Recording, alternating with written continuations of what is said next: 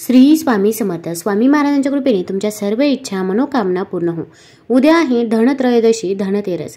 या दिवशी जर आपण काही उपाय केले, काही सेवा केल्या तर त्या खूप म्हणजे खूप प्रभावी ठरतात. आपल्या घरातील आर्थिक अडचणी दूर होऊन घरात भरभराटी राहू यासाठी देवाची आराधना या दिवशी केली जाते. या दिवशी भक्त मनोभावे पूजा तर करतात, परंतु पूजेसह काही सोपे कामं केले तर धनासंबंधित अडचणी दूर करता येऊ शकतात. कारण या दिवशी शुभ कार्य केल्याने त्याच्या 13 पटीने लाभ होतो असेही म्हणतात. तर आता या धनत्रयोदशीच्या दिवशी आपल्याला 13 दिवे प्रज्वलित करायचे आहे.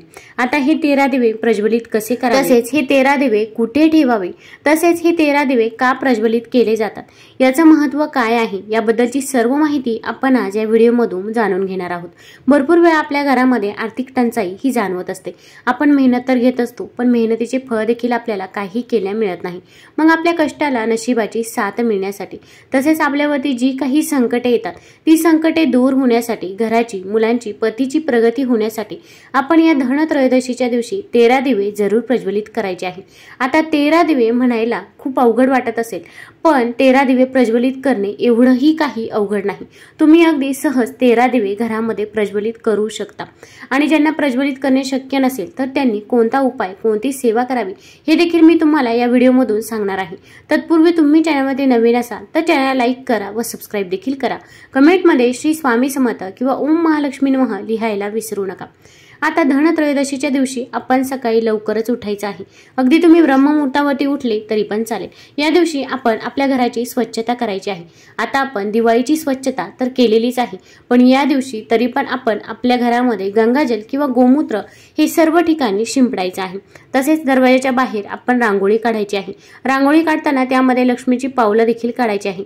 एका पावलामध्ये कुंकू टाकायचं आहे, दुसऱ्या पावलामध्ये हळद टाकायची आहे. यामुळे साक्षात माता लक्ष्मीचा वास हा आपल्या घरामध्ये होत असतो. आपल्या मुख्य दरवाजावरती देखील स्वस्तिक काढायचं आहे. तसेच या दिवशी आपण आपला किचन ओटा देखील स्वच्छ करायचा आहे. किचनच्या मागच्या भिंतीवरती देखील आपण स्वस्तिक काढायचं आहे. हळद घ्यायची आहे, त्यामध्ये थोडंसं गोमूत्र टाकायचं आहे आणि त्याने स्वस्तिक आपण किचनच्या भिंतीवरती काढायचं आहे.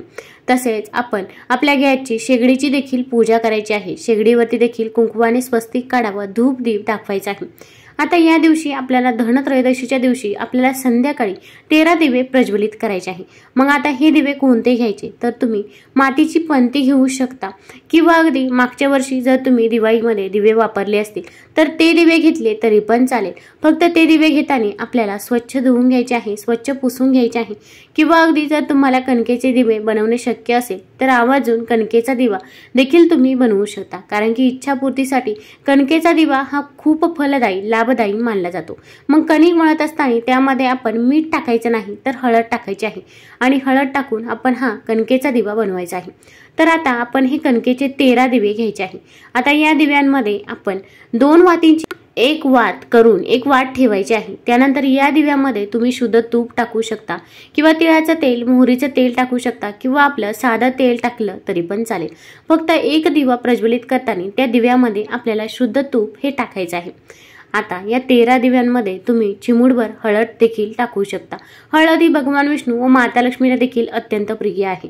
तसेच काही ठिकाणी या दिव्यांमध्ये माता लक्ष्मीला प्रिय असलेली कवडी देखील टाकली जाते. कारण की कवडी ही माता लक्ष्मीचं स्वरूप समजलं जातं. जेव्हा समुद्र मंथन झालं तेव्हा माता लक्ष्मीसोबत काही रत्ने देखील बाहेर आली होती. त्यासोबत माता लक्ष्मीला प्रिय असलेली कवडी देखील होती.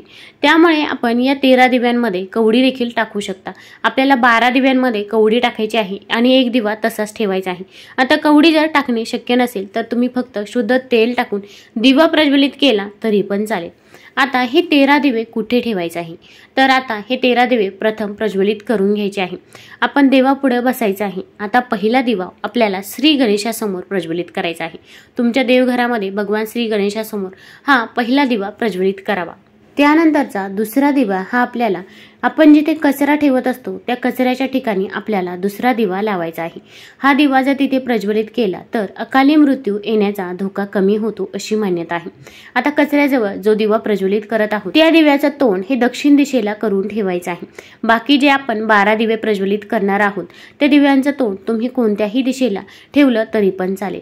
त्यानंतर तिसरा दिवा लक्ष्मी देवी समोर लावावा. आयुष्यात धन आणि यश मिळावं यासाठी तो लावला जातो. तसेच चौथा दिवा आपल्याला तुळशी समोर लावायचा आहे.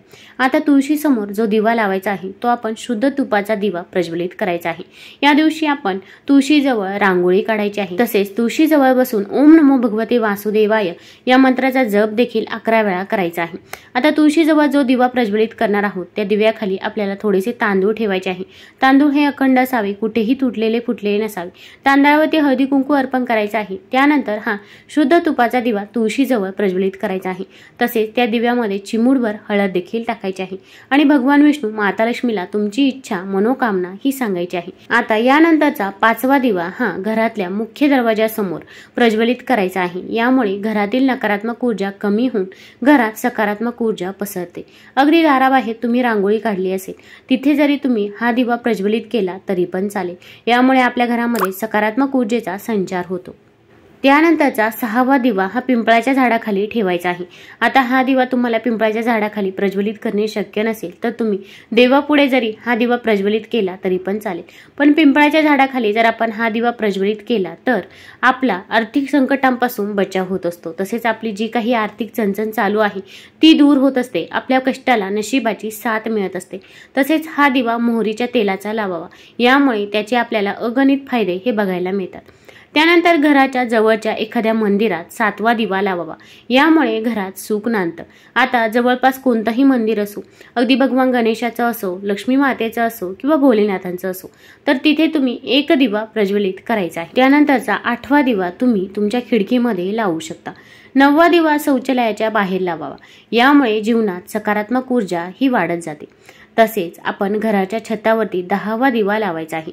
यामुळे आपल्या आयुष्यातील अंधार दूर होतो. आता हा 10वा दिवा लावल्यामुळे आपल्या पितरांचे देखील आपल्याला आशीर्वाद हे मिळत असतात. तसेच आपल्या पितरांच्या आत्म्याला देखील शांती मिळत असते. आणि छतावरती दिवा प्रज्वलित करणे शक्य नसेल तर तो दिवा देखील तुम्ही देवासमोर प्रज्वलित केला तरी पण चालेल. आता यानंतरचा 11वा दिवा आपण आपल्या किचनमध्ये प्रज्वलित करायचा आहे. आपण जिथे पाणी भरून ठेवतो तिथे प्रज्वलित केला तरी पण चालेल. यामुळे आपल्या पितरांचा आशीर्वाद हा आपल्याला मिळत असतो. तसेच तुमच्या इथे जर अन्नपूर्णा मातेचा फोटो असेल तर फोटोजवळ जरी हा दिवा प्रज्वलित केला तरी पण चालेल. यामुळे आपल्या घरामध्ये कधीही अन्नधान्याची कमतरता ही भासत नाही. तसेच 12वा दिवा घरातल्या सर्वात उंच ठिकाणी लावावा. घरातल्या सगळ्यांचं आरोग्य उत्तम राहावं यासाठी हा दिवा लावला जातो. तसेच घराच्या दर्शनी भागाच्या सजावटीसाठी 13वा दिवा असतो. यामुळे घर सुंदर दिसतं व सकारात्मक ऊर्जाही आपल्या घरामध्ये संचार करते. या दिवशी जर दारावर गरजू, भिकारी किंवा कोणीही मागणारे आले तर त्यांना रिकाम्या हाती पाठवू नये. त्यांना यथाशक्ती तुम्ही दान करावे. एखादी महिला असेल तर त्या महिलेची आपण ओटी भरावी. या दिवशी एखाद्या मंदिरात जाऊन केळाचे झाड किंवा एखादे सुवासिक झाड लावावे. जसं जसं झाड मोठं होईल तसं तसं यश वाढत जाईल. या दिवशी वाद भांडणे टाळावे. घरात शांती आणि सकारात्मकता राहू द्यावी. धनत्रयोदशीच्या पूजेपूर्वी दक्षिणावर्ती शंखामध्ये पाणी भरून घराच्या चारही बाजूला शिंपडावे. याने लक्ष्मीचं आगमन होतं. या व्यतिरिक्त हे पाणी पूजेत जे लोक सामील झाले आहे त्यांच्यावरती देखील शिंपडावं. याने मन पवित्र आणि वातावरण शुद्ध राहतं. तुम्हाला जर हा व्हिडिओ आवडला असेल तर चॅनल लाईक करा, सबस्क्राईब करा. धन्यवाद.